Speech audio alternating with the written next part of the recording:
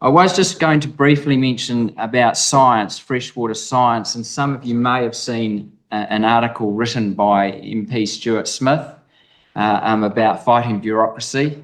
And it's about what we have uncovered with the science within the corridors of Environment Canterbury, and it involved Environment Canterbury and NIWA. I won't go into it in a lot of detail, but I would suggest you'll read that. It's an outstanding editorial. It's probably one of the best editorials or articles I've seen written by an MP. And it just explains some issues around the science, and that'll come up with the emissions discussion as well. We need to have an open mind on this view that science is settled. And you see the primary solution is a free market one.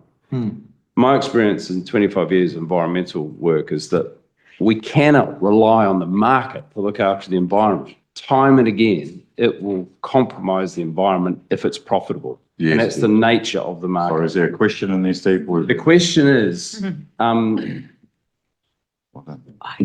rather than tell farmers what to do, is not the role of the regulator to set the parameters within which any given industrial activity or farming activity must occur?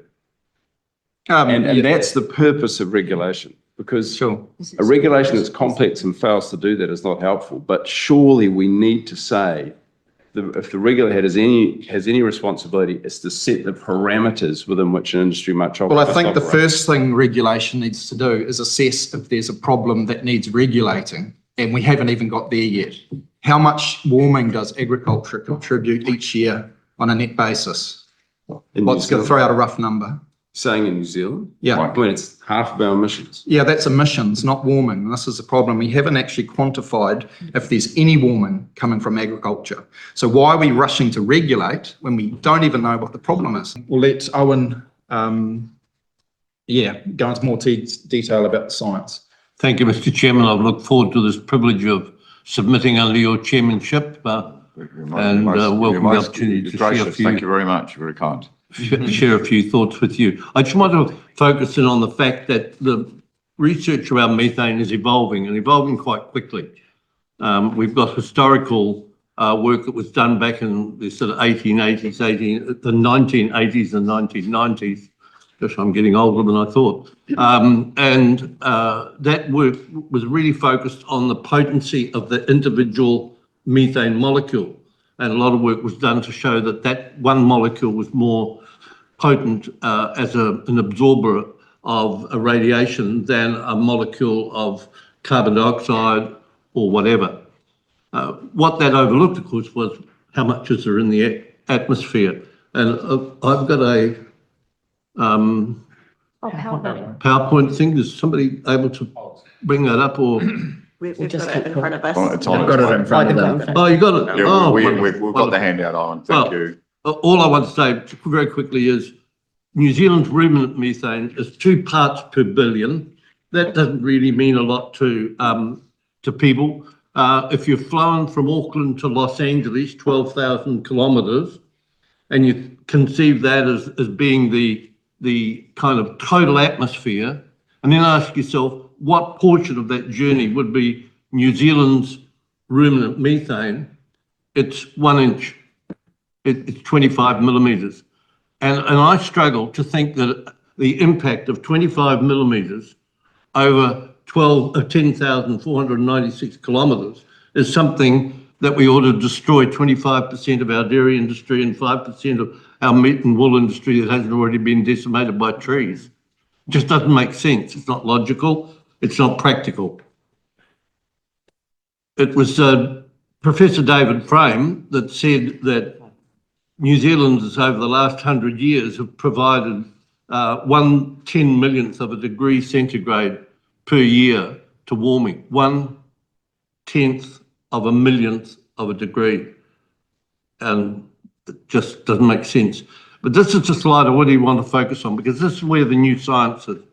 If you look at the electromagnetic spectrum, where a radiation is coming in from the sun, bouncing off the earth and going back out into space again.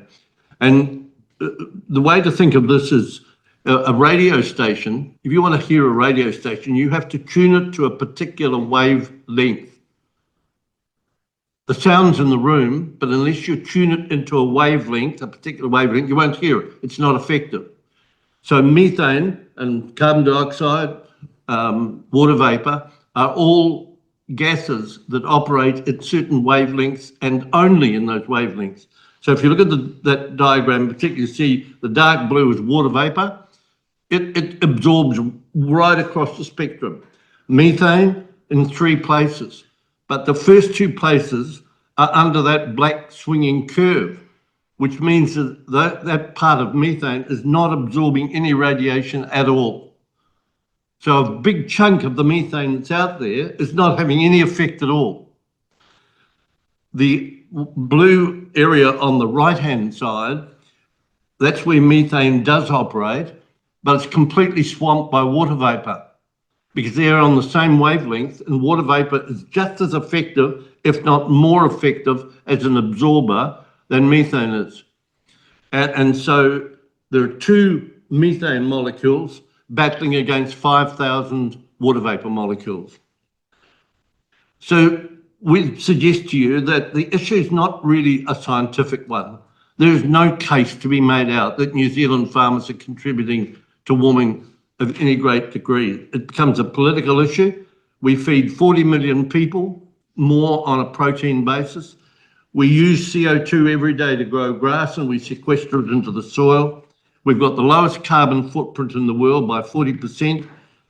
We know that the official figures say that maybe 25% of dairy and 5% of sheep will go, but as Jane Smith will show you, those figures are pretty political. They're not really technically derived. And we suggest that what we should be doing as a nation is, as a government, as an industry, we should be going out to the islands, the Denmarks, the South American countries and saying, we have a case to take ruminant methane out of the evaluation that's done by the IPCC on climate change. Why?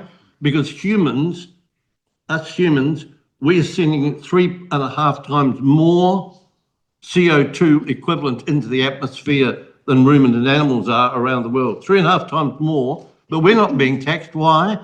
The official reason is that humans eat plants and they're part of a natural cycle.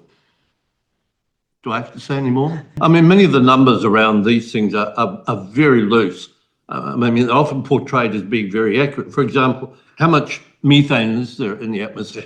What percentage is coming from ruminants? And I can give you numbers from 9% to 48% from authoritative sources.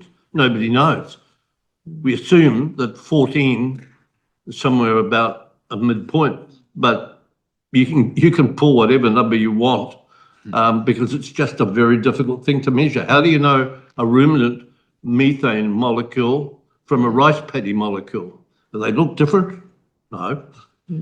Rachel's got a supplement. Yes. Yeah, so on this point, I think Stephen said that methane's cooling. Are you talking about all methane? Are you talking about methane from gas as well as biogenic methane? So we're talking about ruminant methane, but does Steve want to answer that? Yes. So Please come to the mic, Yeah, if you'd be kind enough. Thank you, Jim. I guess the IPCC science at the moment is if you reduce agricultural emissions year on year by 0.3% per year, that's climate neutral. So if you reduce more than that, that is a cooling trend. So at the moment, New Zealand is reducing emissions more than 0.3% per year. So technically, we're in a cooling trend. Unfortunately, New Zealand's official figures start at 1990. That was prior to the big change from sheep to dairy. If you look at the curve, it goes up during that early period. At 2005, it starts going down. And ruminant methane emissions in New Zealand have tracked down steadily, 4.1% since 2017, and they continue to fall.